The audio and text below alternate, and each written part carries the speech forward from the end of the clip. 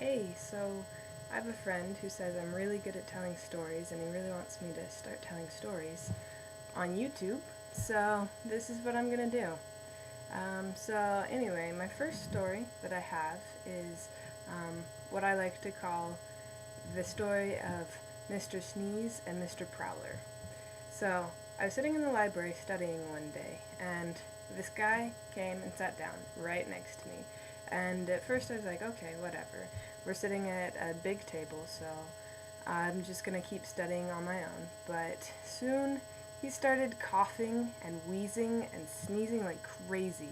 And I was like super annoyed because I was trying to study and it was almost dead silent in the library besides him.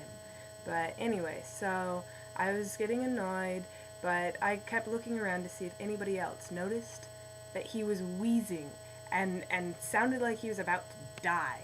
And nobody else seemed to care or to mind or anything.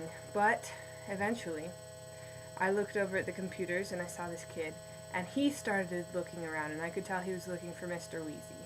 And he started looking around, and every time he would look around, Mr. Wheezy would stop wheezing. And so he could never figure out who this kid was that was making all these sounds.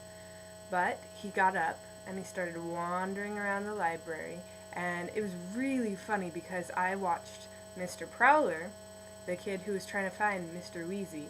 I saw him walk around, and he passed the kid.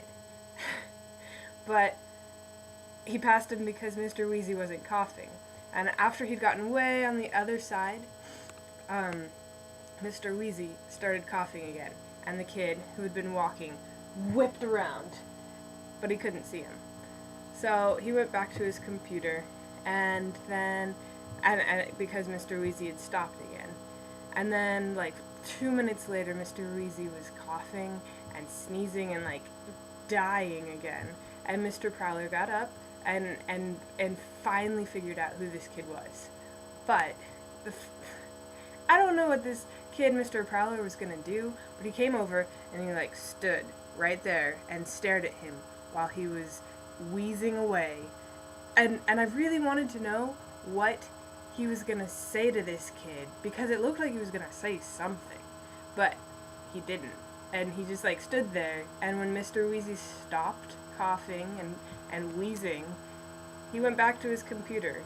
And then, 2 minutes later, Mr. Wheezy went off to class. So I never got to see what Mr. Prowler would have done had he confronted Mr. Wheezy, but I really wanted to.